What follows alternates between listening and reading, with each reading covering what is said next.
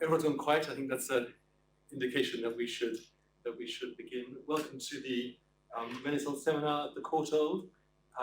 It's very good to see a room of people in front of me. I think it's the first time we have reconvened in person, although we are, I believe, also being live streamed. I should say to those people who are, I don't know where I'm looking at the people who are live streaming, and those people who are live streaming, you can watch the seminar, but essentially your participation is entirely passive. There's no capacity for you to ask questions or join in the discussion at the end, which is all the more incentive to be present at the next seminar, on which subject that we will meet again on the 17th of January next year, when Adriana Conchin will be talking about Florence and the Holy Roman Empire, material culture and artistic exchange. And the meeting after that is up on the website, you can book now. The meeting after that will be on the 28th of February, when Marcos Canzani from the Scuola Normale will be talking about his work. That's yet to go up, but it will be up shortly. This evening, we are going to be hearing from Stefano de Bosio, which is a great pleasure to host here at the Courtauld. Stefano is a lecturer at the in art history at the Freie Universität in Berlin. He's had this wonderful pan-European career with fellowships at the Centre Allemand d'Histoire de l'Art in Paris, at Valle, I Tatti, the Harvard Center for the Study of the Italian Renaissance in Florence, and at the KunsthistorischesInstitut in Florence, where he is currently a research fellow. He took his PhD in 2011, I think, at the University of Turin, in a part of Italy that very much informs his thinking, and about which I suspect, at least at a regional level, we're going to be hearing about this evening. His interests, he tells me, have a spatial orientation, which is why since I mentioned precisely where he comes from, and can be broadly categorized into two strands.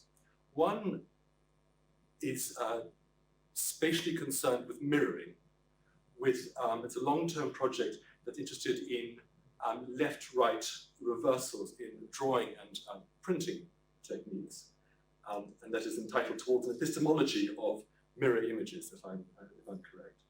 The other side of his these spatial interests center on the dynamics of cultural exchange, particularly cultural exchange around the Alps, as we're going to hear about. And it's in relation to that his book has just come out 2 weeks ago. Here it is, which I think deserves a round of applause, even at the beginning of the lecture. Published by Officina Libraria and entitled Frontiere, Arte, luogo, identità, Aosta, nelle Alpi Occidentali, 1490 a 1540. Do get out there and get it in an impressive volume. But it's certainly out of this, or relation to this, that he's going to be talking to us this evening on Borderlands, cross-cultural encounters in the Alps around 1500, and the production of plays. Stefano.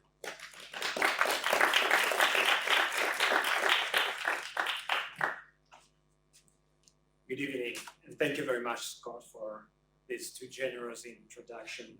I'm very happy to be here with you today and to be able to share in person some thoughts on a subject that fascinates me a lot.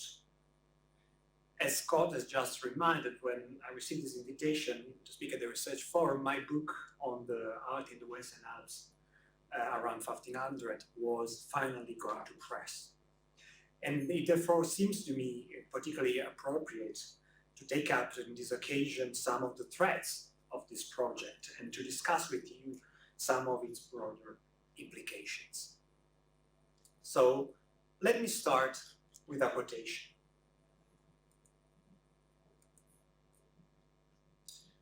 In a letter of October 1507, written in Chivasso, near Turin, the painter Giovanni Martino Spanzotti, one of the most interesting artists active in northern Italy at the time, wrote the following to the Duke of Savoy.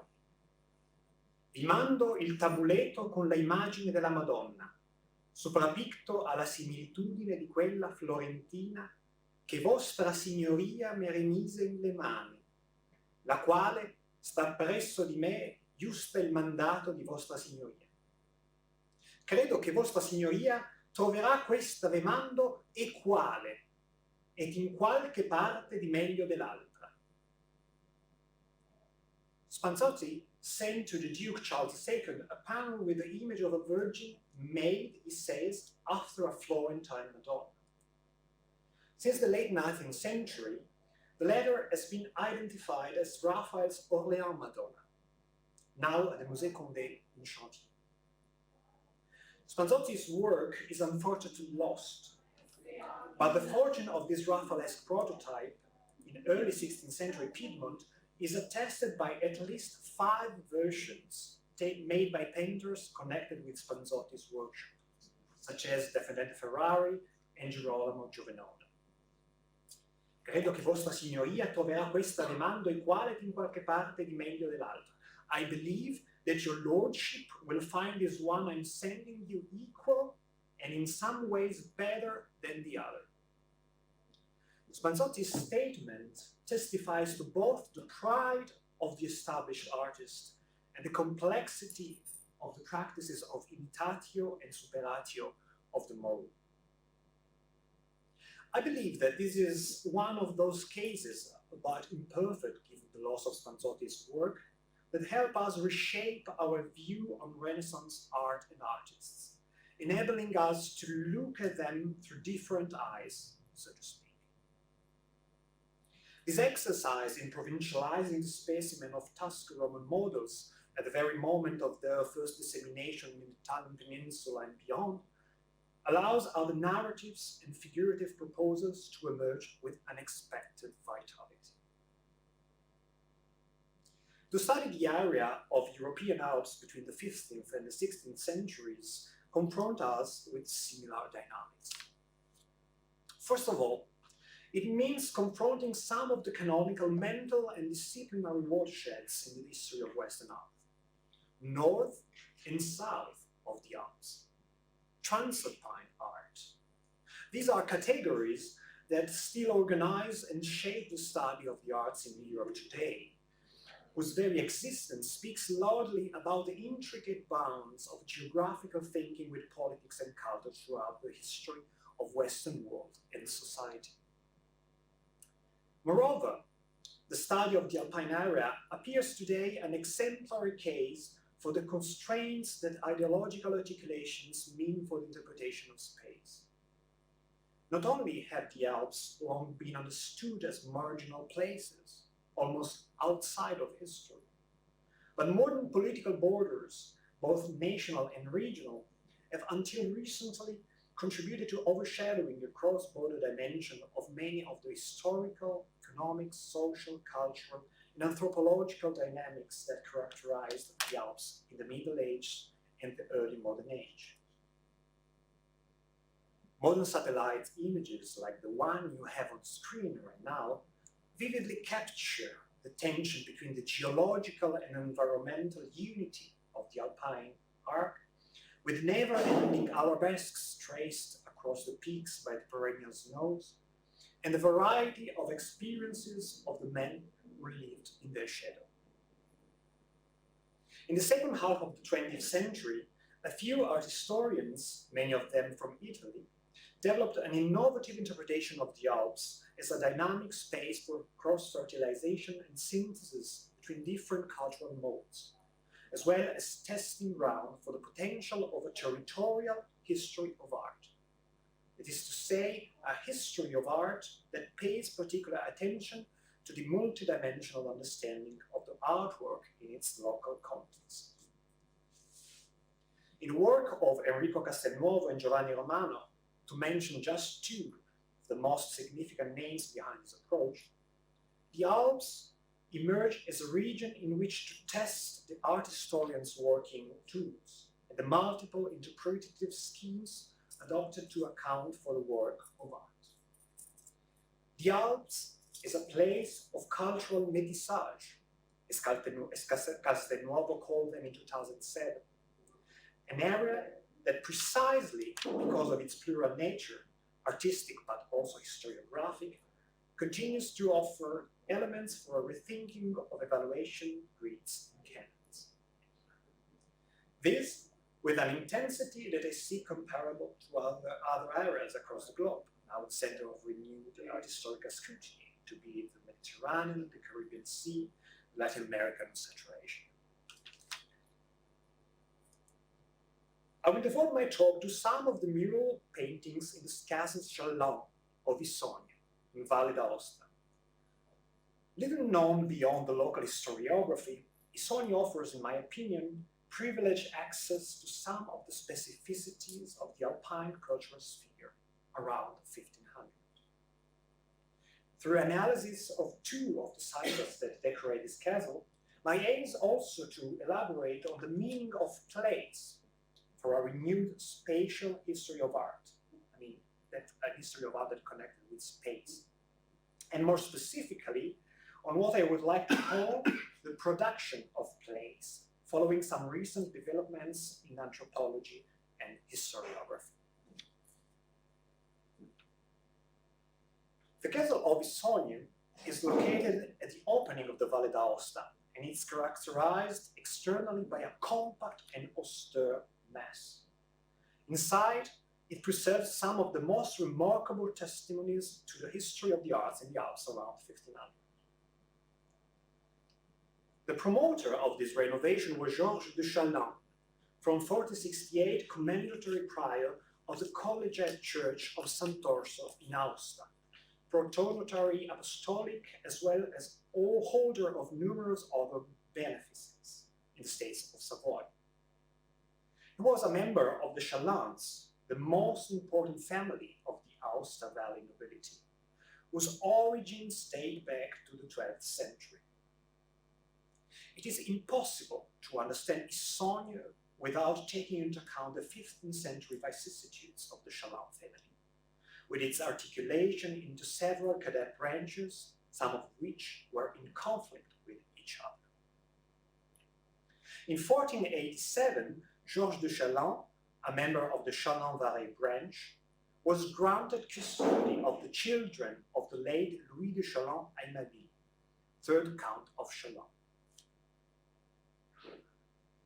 Issogne, as we shall see, became in a way the place where the tensions of the Chalin lineage and its supralocal aspirations were symbolically recomposed. The marriage in 1502 of Philibert de Chalin, the eldest son of Louis, and thus the fourth Count of Chalin, must have been a particular impetus for the castle renovation. This was also a time of considerable political volatility, the time of the early stages of what would later be called the Italian Wars, a time, as I will point out, in which the shifting loyalty along the Duke of Savoy, the Kingdom of France, and the Holy Roman Emperor was a commonplace. These are some of the main circumstances underlying the renovation of the castle of Issogne, which lasted at least until 1509, the year of the death of Georges de Chalin. The Bottega. So let's enter now the castle. The first mural paintings I want to consider are those decorating the porch, the liminal space that you encounter when crossing the main gate, heading towards the inner courtyard and the garden. The 9 lunettes depict few artisan workshops and stands, the interior of a tavern, the activities of a pie shop, a fruit and vegetable market, a tailor's shop, an apothecary shop, and finally a dry goods shop. In the tavern, men and women play cards and trick-track. Their shadows are cast sharply on the pale wall behind, where armor and weapons hang on a rack. A dog is licking its fur under one of the benches. A fight is going on in the corner. In the pie shop, 2 workers are kneading and baking. What initially looks like bread neatly arranged on the counter is actually meat pies. The circumstance justifies the presence in the same unit of the butcher, intent of turning a spit through which gains roasting. Behind him are hams, poultry, lambs, and a quartered kid. On the counter, a cat stretches out its paw toward a bowl full of offal.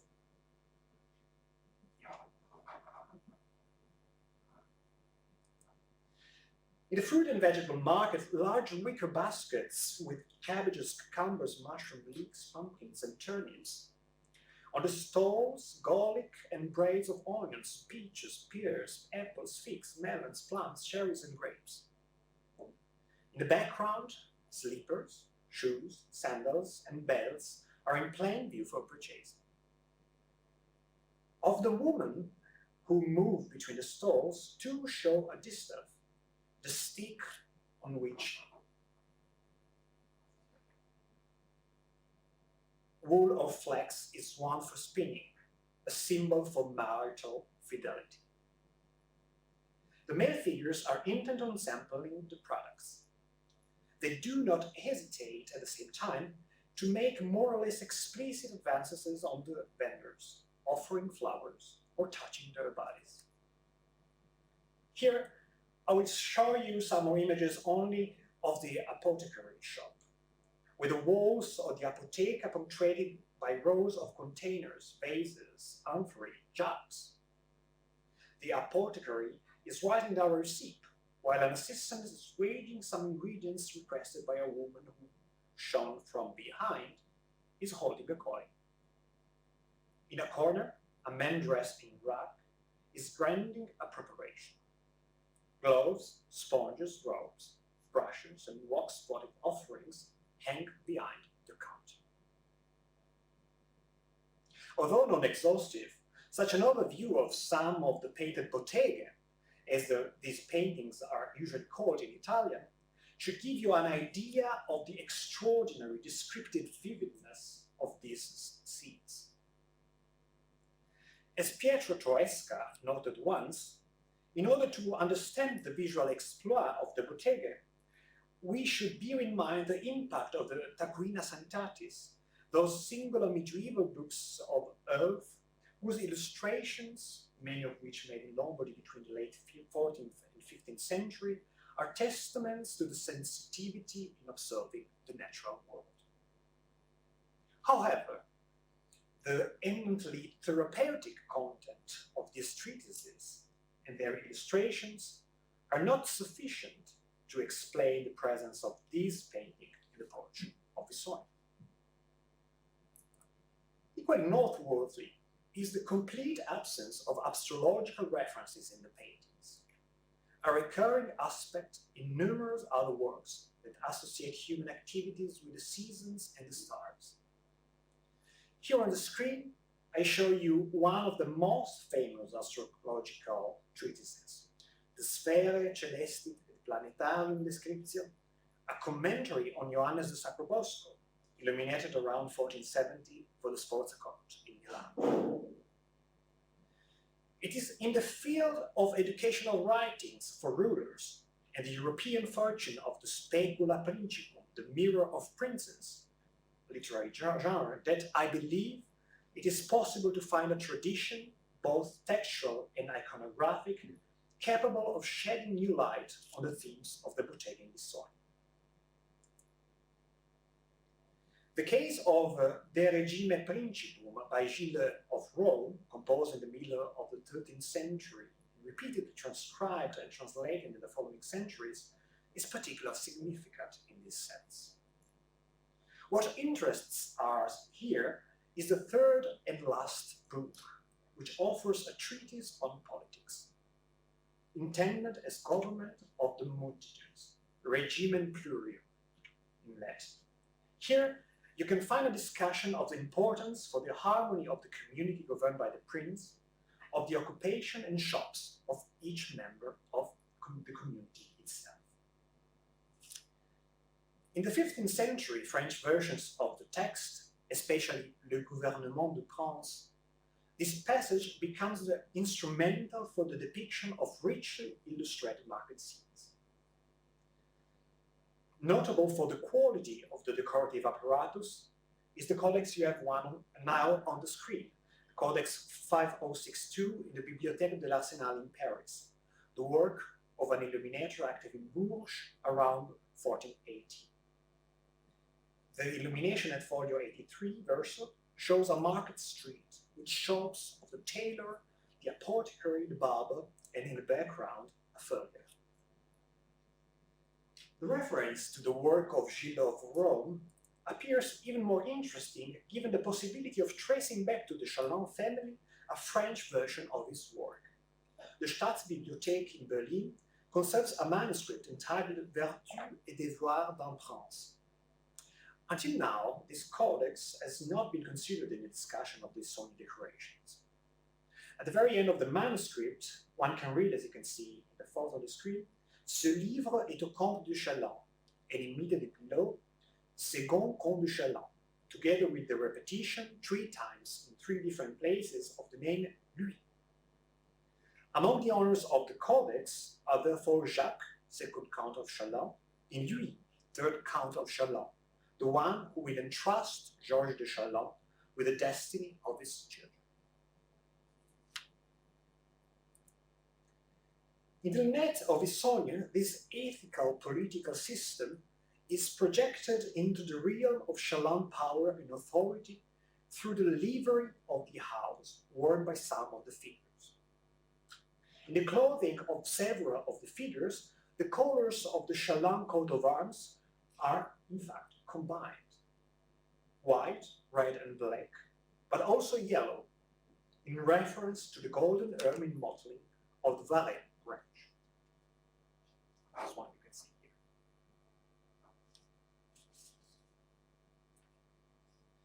However, I find it reductive to consider the bottega as a mere mirror of a well-ordered and functioning society, an interpretation which has in fact prevailed in the literature so far.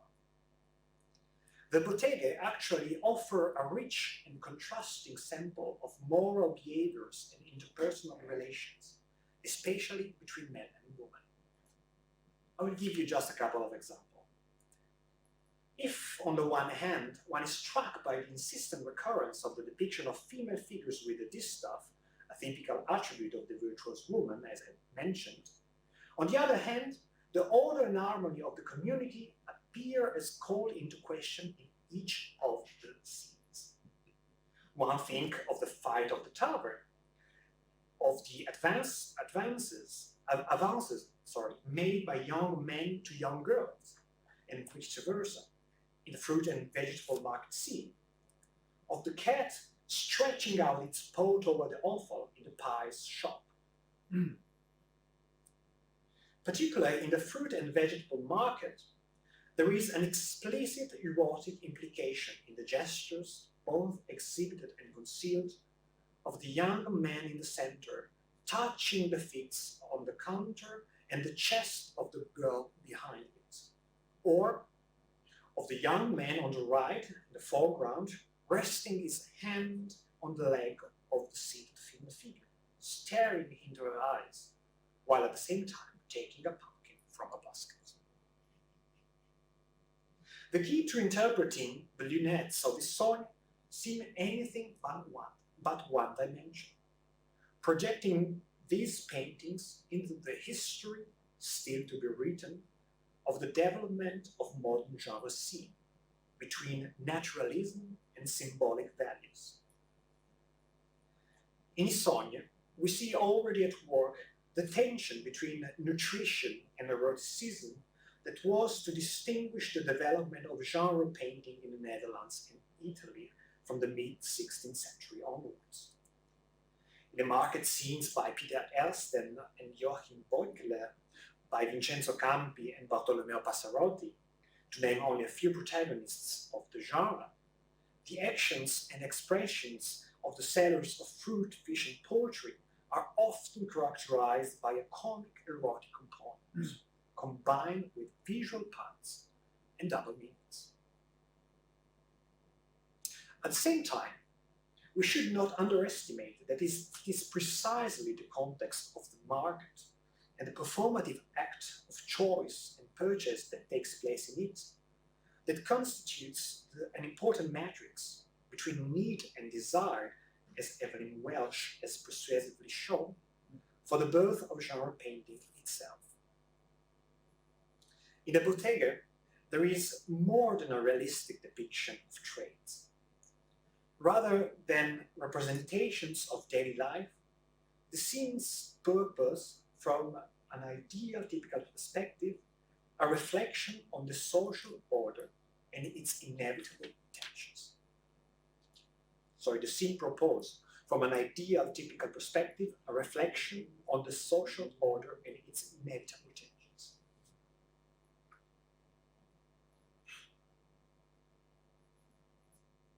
Who was responsible for the execution of this cycle? The answer cannot be separated from that pertaining to other cycles in the castle, starting with that of the chapel of the first floor, where the high altar with stories from the life of the Virgin is also by the same workshop, as well as other decorations promoted by Georges de Chaumont in Aosta, like here the one decorating the chapels in the Church of St. Orso. A peculiar document has long been associated with the responsibility for the execution of the Bottega. The inscription Maître Colin Peintre is engraved in correspondence with a painted bench in the scene of the tavern in the porch.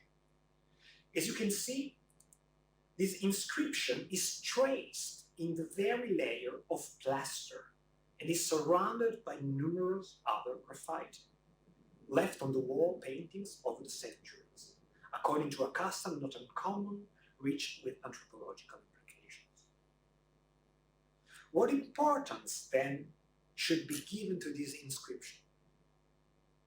It is difficult to consider as a signature a way of incising the name in the body of the plaster itself, a mode of signature not otherwise known to me, whether in the late Middle Ages or the early modern period.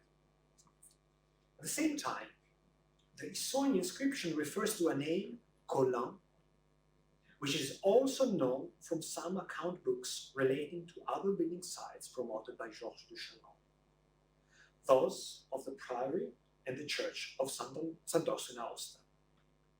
A painter named Collinus, in Latin, is recorded there between 1492 and 1499, together with a Magister Petrus and a Magister Stephanus for the decoration of the interior of the collegiate church of St. Orso.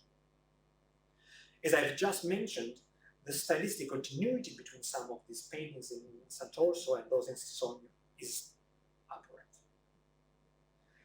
One of the proposals I put forward in my book Frontiere that Scott was kind enough to mention in his introduction is to identify this Maître Colin with one of the best known names in the artistic patronage of the Dukes of Savoy, that of Nicolas Robert, a name that so far had remained without words, and on which Frédéric Elsig has also written eloquently in recent times.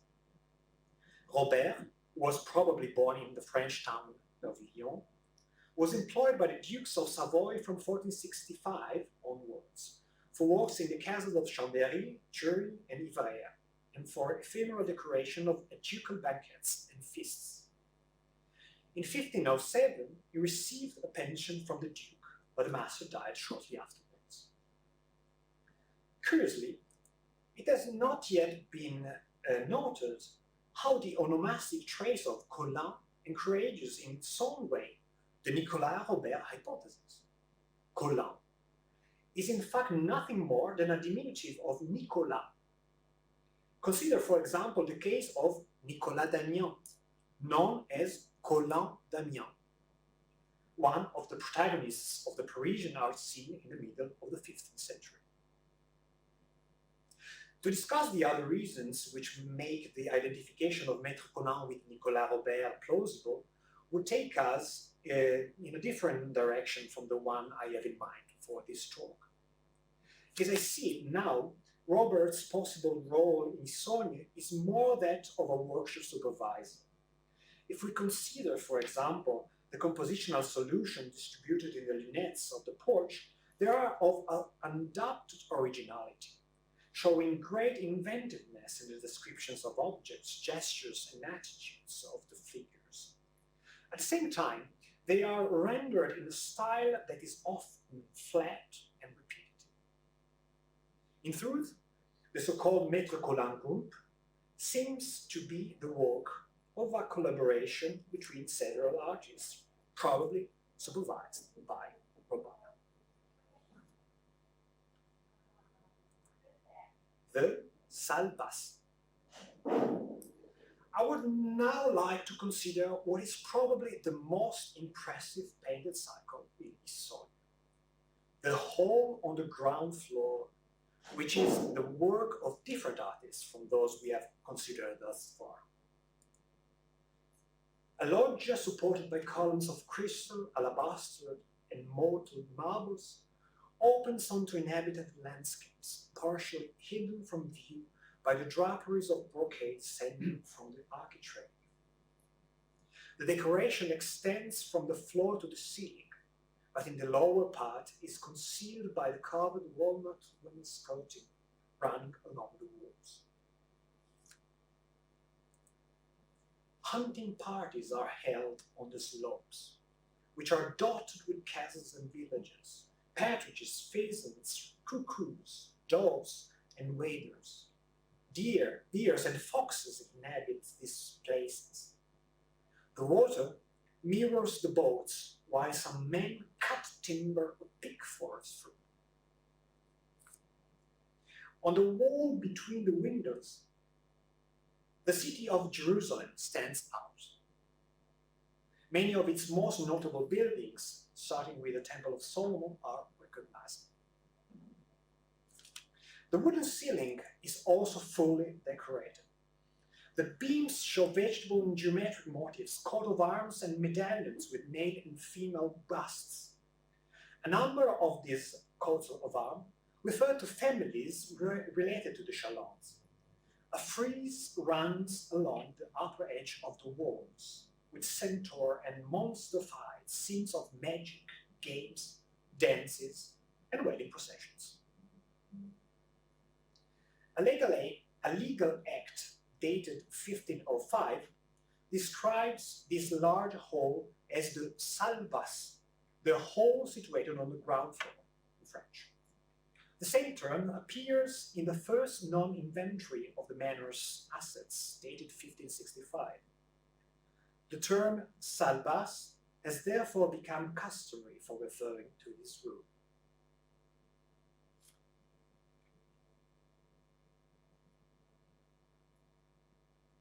I find the wall decoration of the salle basse in Issogne belonging to those works that Louis Marin dubs objets théoriques, artworks that are capable of producing a particular construction, both historical and theoretical. Just as the artwork unfolds through the different interpretative paradigms, these paradigms are themselves transformed by the resistance offered by the work and by its specific conditions of iconic enunciation, as Marin calls them. Here I will consider only three aspects of the paintings in the salle basse, three aspects which are undoubtedly intertwined. The complex thematic and temporal montage of the decoration and its reference to contemporary events, the authors of the decoration and their cultural orientation, and third, the place of the salle basse in the history of the Sala di Paesi, or landscape room, as I would like to call it, a typology which clearly plays a role in subsequent development of the Western landscape painting.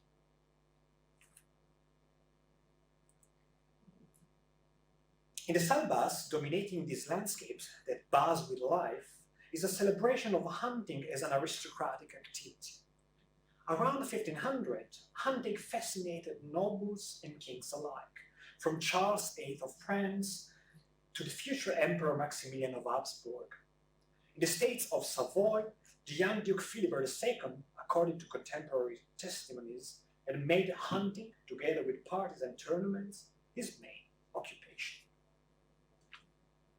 In the whole of Issogne, this dimension overlaps with references to myth, ancient and contemporary history, in a montage of thematic and temporal layers that deserves closer scrutiny. On the short side of the hall, a single painted scene occupies the wall. The goddesses Pallas, Juno, and Venus, dressed in transparent tunics, stand in front of the Trojan shepherd Paris, near a gushing fountain. The god Mercury hands the golden apple to the young man, shown in armor and recovered. The use of this room as a justice hall has also been argued through the presence of this scene, usually described as the judgment of Paris.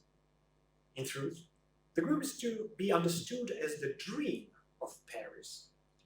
The young man is depicted not as a pensive, but as sleeping, a circumstance that derives from a specific tradition of interpretation of the myth. The iconography is the result of the complex medieval tradition referring to the tale of the Trojan War, seen as an integral part of ancient history. Thus, we already read in the Daretis Frigi de Exsidio Troia Historia, probably datable to the 5th century. I quote, "While hunting in the forest of the slopes of Mount Ida, Paris fell asleep and dreamed the following. Mercury brought Juno, Venus, and Minerva before him to judge their beauty. Venus promised that if she was judged to be the most beautiful, Paris would be able to marry the one considered to be the most beautiful woman in Greece. On hearing Venus' promises, Paris judged her to be the most beautiful." End of quote. Just as in the Bottega, the transgression of order and social rules is a discrete but constant presence, so the dream of Paris evokes the choice of Venus' flattery and pleasures of the senses. In this song, you see, the choice has not yet been made and is, in this sense, amendable. The image, that is, seems to function in a similar way to an exemplum justitia, the historical or mythical episodes that show the consequences of just and unjust decisions.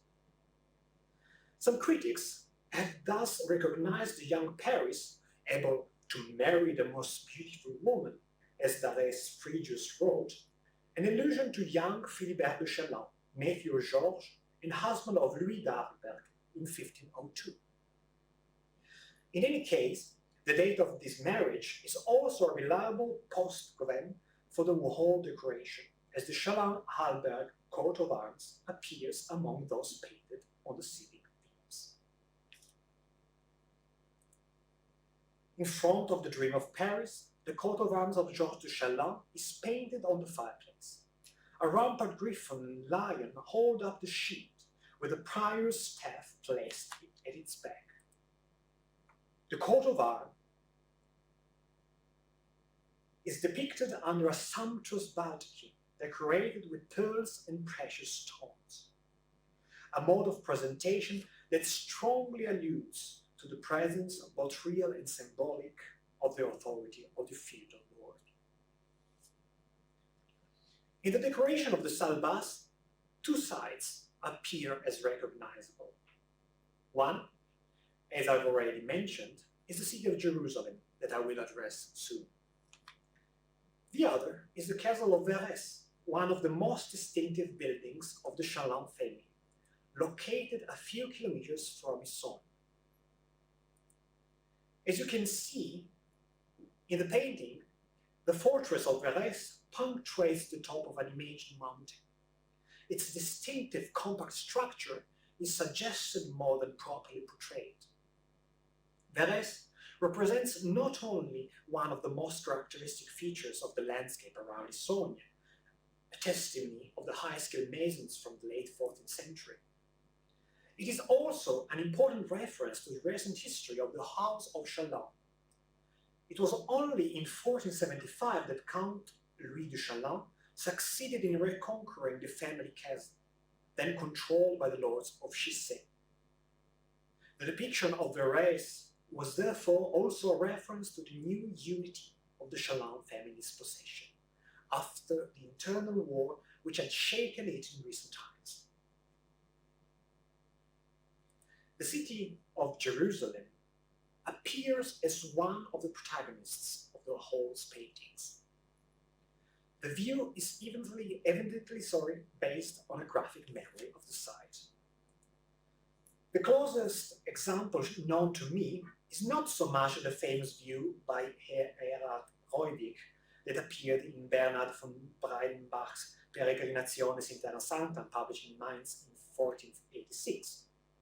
The model of Issogne, with a slightly curved profile of the former Urbis, the depiction of the entrance of the Temple of Solomon, as the Dome of the Rock was called at the time, the presence of a high minaret immediately to the left of the building, absent from Reudig's view, appears to be close to images such as the view of Jerusalem in Konrad Grünberg Beschreibung der Reise von Konstanz nach Jerusalem, the description of the journey from Constance to Jerusalem, about 1486, a model whose circulation, both graphic and in print, is not easy to reconstruct at the moment.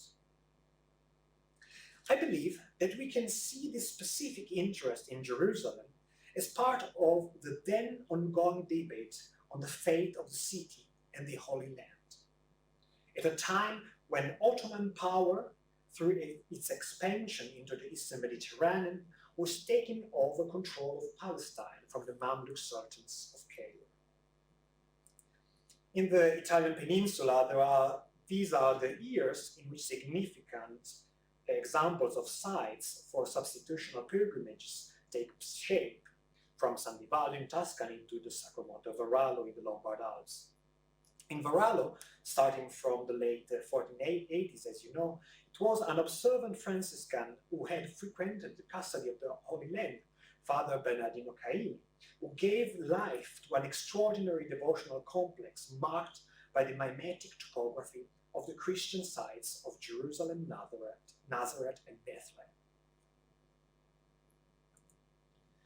In the south bus of Issogne, the three crosses of the Mount Calvary are empty, a recurring feature in scenes of the deposition of the body of the dead Christ, for sure.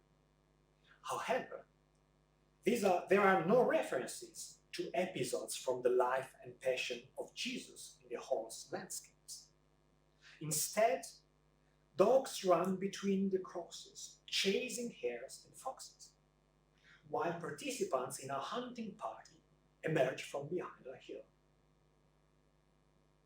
What is visually articulated here is in fact a singular temporal gap, I would call it, between these scenes and the gospel events. A gap which seems to me projects the Jerusalem painted in Issogne into a different time from that of the Bible and the Gospels. In this reference to the contemporary Jerusalem, one can recognize a trace of the same debate on its control and accessibility that led to the initiatives such as Sacro Monte in Varallo. And it is in this context that I believe we should recall information that has not yet been considered to date, but has been reported in Savoy historiography since Philibert Pingon, a historian of the mid-16th century. In 1500, Duke Philibert II of Savoy went to Rome to talk to Pope Alexander VI.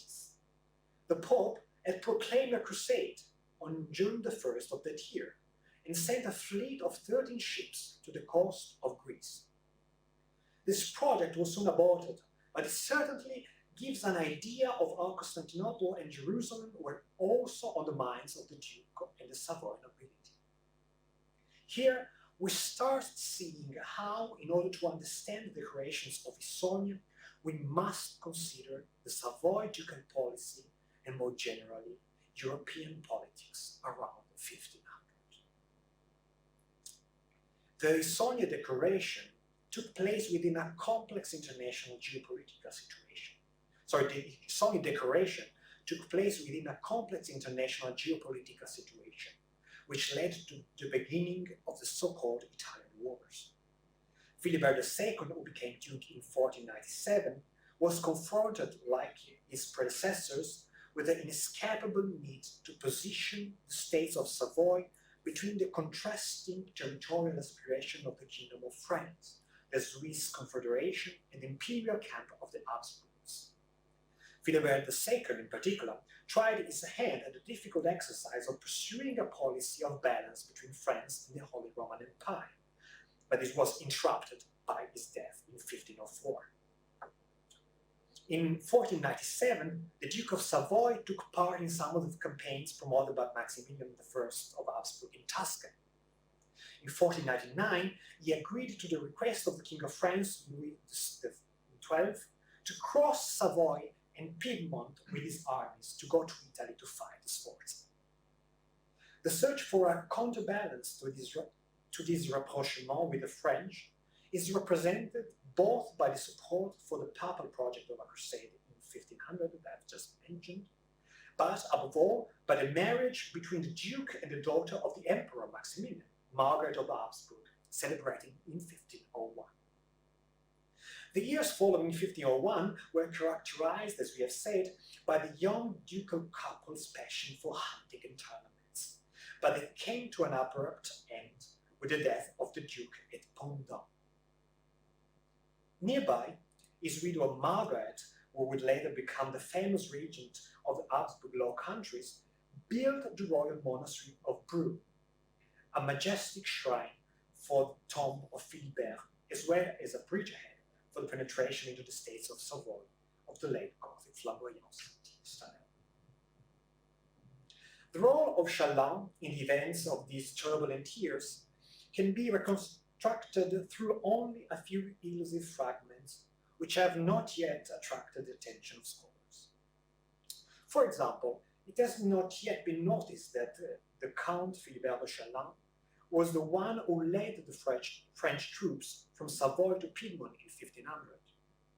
In February 1502, as with the Duke of Savoy, the gravitation of the Challant interest towards the imperial side was sanctioned by the marriage of Philibert de Challant to Louise d'Albert Valangin, a member of a pro-imperial aristocracy of the canton of Vaud in Switzerland. Marriage which, according to some sources, seems to have been orchestrated directly by Prior Georges de Challant. This juggling of France, the Holy Roman Empire, and the ducal power of Savoy is also reflected in the decoration of many of the rooms in Issogne. The room of the King of France, on the left on the screen, for example, bears on the fireplace the royal coat of arms of Louis XII, while another room called of the Emperor has lost its decoration. Other rooms show the coat of arms of the Duke of Savoy, Philibert II, and his wife, and those of other families related to the different branches of the Challant lineage. The Challant Castle in Issogne takes the form of a palace of memory, a three-dimensional representation of the plurality of the family's ties, the breadth of their influence and range. This celebration reached its climax in the castle courtyard, where the walls were originally entirely decorated with coats of arms of the members of the Challant family since its inception in the 12th century. Here on the screen, I show you now a romanticized rendition of this decoration in the mid-19th century painting by Federico Pastori that gives you an idea of the richness of this cycle. So this powerful manifesto of heraldic obsession, this monumental armorial or roll of arms, as we could call it, clearly would deserve more attention than this simple brief mention. We do not know the names of those responsible for the decoration of the salle basse. In 1979, Giovanni Romano, who died recently and was one of the most sensitive scholars of the history of art in northern Italy, recognized the same artist as the author of the ex voto destined for the Collegiate Church of Sant'Orso in Aosta. This panel bears the date 1514 and a long inscription mentioning the cripple Valle, hence the name by which the master became known, the Master of Valle. I believe that the second great personality present in Aosta Valley around 1500, an artist known as the Master of Giorgio di Chalain or Master of Jorg von Zillenen, also played an important role in the design of the exploits of the Salbas paintings. The two alternative names of this exceptional artist reflect the emphasis placed on different moments in a career that, on the basis of the works that can be attributed today, took place between Fribourg, Bern, Sion, Ivrea, and Valle d'Aosta. The name given him in German-speaking countries, Meister de Jorg von Zillenen, derives from the works he executed in the Valais for the Bishop of Sion, one of the protagonists of politics in the Western Alps in the late 15th century. Among these works is the superb two-volume breviary now in Zurich, an impressive prayer book with a wealth of decorative and heraldic illuminations dated 1493. In 1496, the exile to Lyon of Bishop von Zillenen, who had been defeated by the Bernese, must have been the cause of the artist's departure from Sion. It's to be found in Ivrea and then in the Aosta Valley. Dated 1499, is a sumptuous missal commissioned by Georges de Chalain, that you see on the right of the screen, for the chapel of the Castle of Issogne. Here is Georges kneeling in front of the crucifix.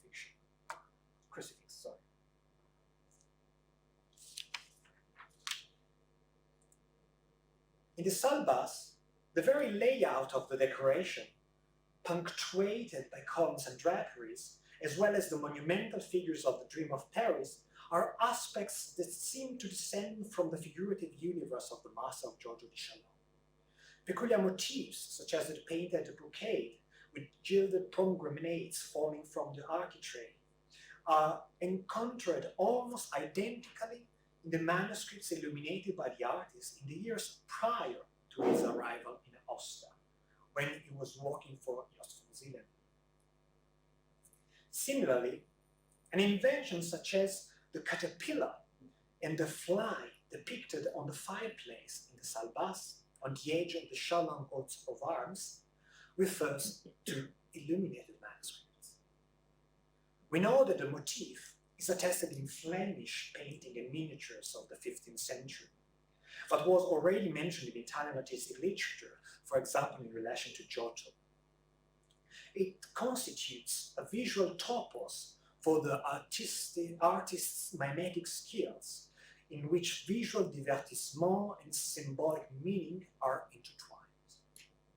To my knowledge, Issogne is one of the very rare examples of this motif painted on walls. In the Salbas, the frieze itself, with its witticism concerning human-animals interactions and the parody of courtly as well as peasant pastimes, belongs to the tradition of trollerie and bas de page decoration in manuscript illumination. More and more, the Salbas and its design appears as an example of the transmedia collaboration between artists.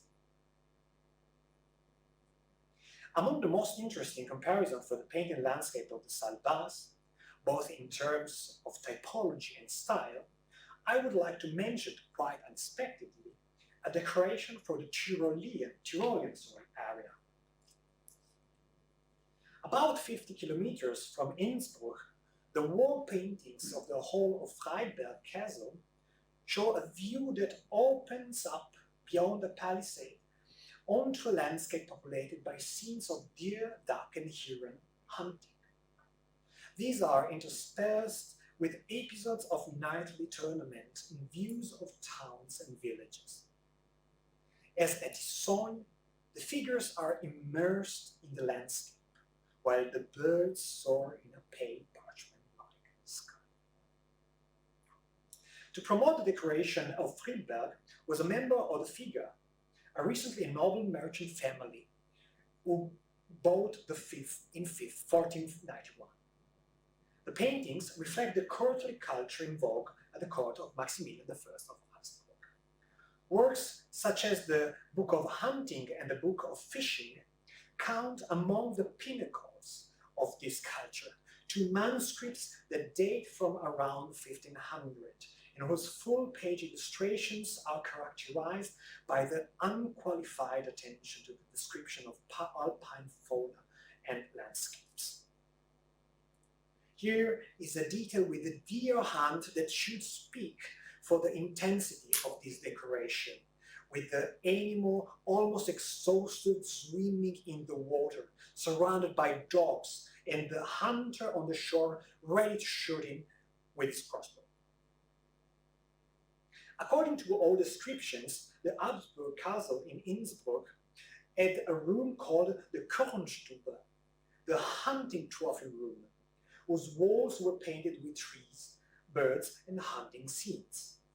These decorations, as well as the illustration in the Jagdbuch and Fischerbuch I have just mentioned, are traditionally associated with Jörg Köhler, Maximilian's court painter, from at least 1500 until 1520. This is a rather new research avenue for the history of art in the Western Alps around 1500. And that matches well, I would say, with the historical coordinates already mentioned at various points in my talk. But the main elements I've gathered so far prompt, in my view, even more radical questions about the decoration of the Salbas in Issogne. These paintings belong to a period of lively experimentation around the typology of the Sala di Paesi. That is, those wall decoration characterized by the depiction of views which open beyond a parapet or a loggia. Now on the screen I just put three decorations that were very relevant in these years around 1500. On the left, of course, is Leonardo Sala dell'Asse in Milan. Upper right is a Bramantino and workshop decoration in Voghera, made for an aristocrat, Louis de Ligny, that was part of the retinue of Louis XII of France. And lower right is a part of the decoration that Pinturicchio had made in 1488 for Pope Innocent VIII, for the loggia of the Villa Belvedere, with landscapes and views of Italian cities, a decoration of which only a few fragments remain today, but which seems to be in dialogue with Pliny's Naturalis Historia, and specifically with a passage relating to the Roman landscape painter Studius. I do not want to try to trace a single genealogy between these examples, to which we must add the lost Innsbruck and Friedberg paintings. But it is clear that we are dealing here with one of those cases of convergence between a new sensitivity for nature, matured especially in Northern Europe, and the reenactment of classic decorative typology.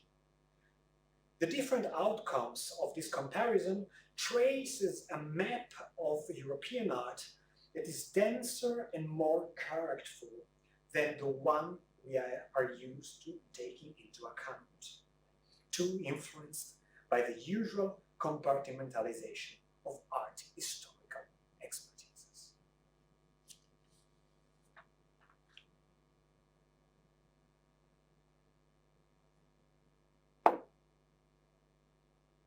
The production of plays.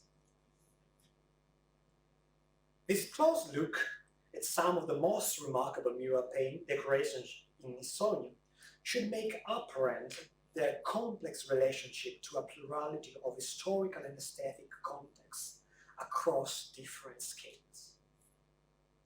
I would like to conclude my talk by returning to the initial question, namely, what does the study of the local mean for art history today? I first tested some of this reflection in the opening remarks for the panels I organized with Stephen Campbell at the Renaissance Society of America annual meeting in Toronto in 2019.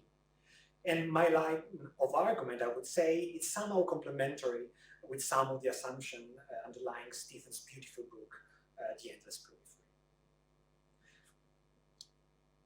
Oh, sorry. What I would like to suggest here is that it is not the place itself to be endowed with its own stylistic identity. It dynamically emerges as the outcome of the network of relationships established between people and things.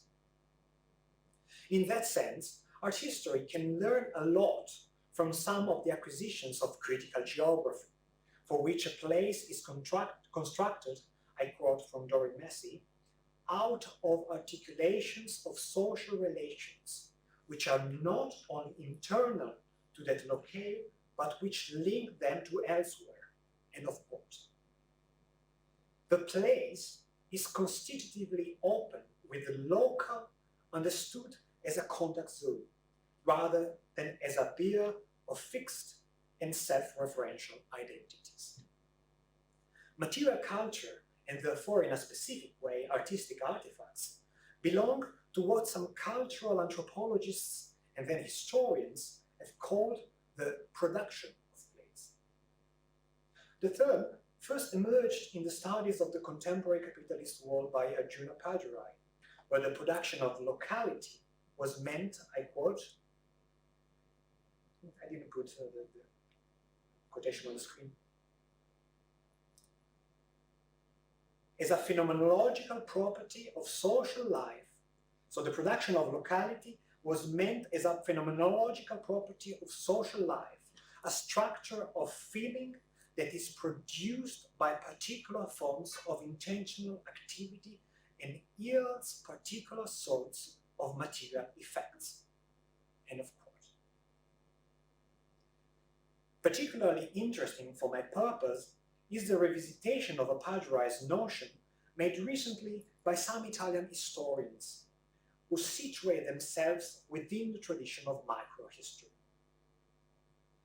This is the case of Angelo Torre, who, writing about early modern towns in northwest Italy, speaks of how locality emerged from, I quote, and now you have the quotation on the screen, economic, social, cultural, and political practices with which given population increasingly recreates the universe of their circumscribed relations and organize them in immediate space.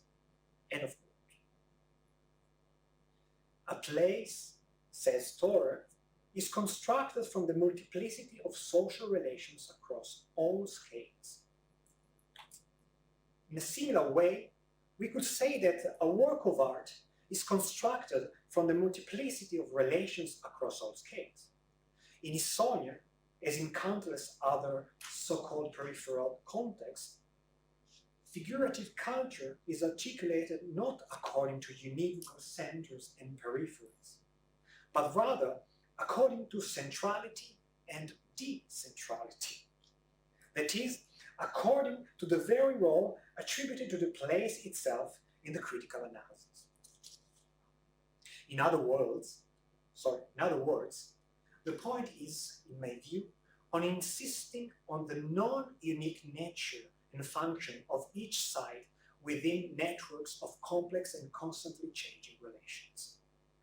The theme becomes that of the connection between sites, how that is, it is possible to commensurate individual investigations and how the local relates to other contexts, according to dynamics that immediately raise problems of scale and commensurability. Also in this respect, art history is in many ways challenged by their ongoing reflections in today's historiography and the relationship between micro and macro. If I had the time, it would be extremely instructive to reconsider in this light the ongoing debate in history and historiography about the ways in which the microhistorical approach can be spatialized.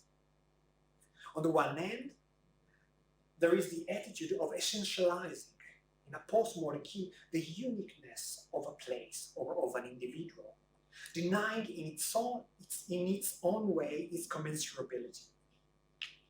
This is the position of microhistorians such as Sigurdur Magnusson.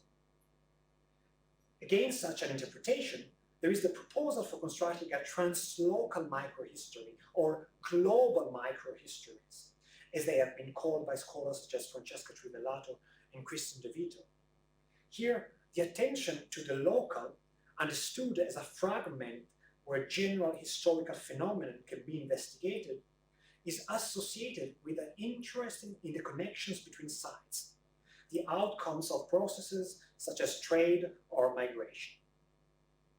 According to this perspective, the local, wherever it is around the world, becomes the essential laboratory for the development of such methodological tools of analysis. The tension between, I quote, the universality of the categories used to describe a historical phenomena and the singularity of the sites within which they take shape, as Trivellato wrote with reference to microhistory, is at work also for the history of art. But, and this addition seems of particular importance to me, the work of art itself is a place, the condensation of specific material and aesthetic practices, worldviews, and social-cultural relations. The places of the lunettes of the portico in the history of the genre scene, of the salle basse in the history of Western landscape painting, the montage of temporalities in the salle basse, as well as the multi-authorship and the mobility of artists' ideas, materials in the European and Mediterranean space around 1500. These are topics that, each in their own way, contribute to articulating the different dynamics of scaling of their intertwining. The jeu d'échelle, another phrase that I take from microhistory, this time from Jacques Ravel. All these topics, in the end, remind us one of the fundamental characteristics of those artifacts we call works of art, namely their inexhaustible hermeneutic potential and their inescapable power in world making. Thank you very much.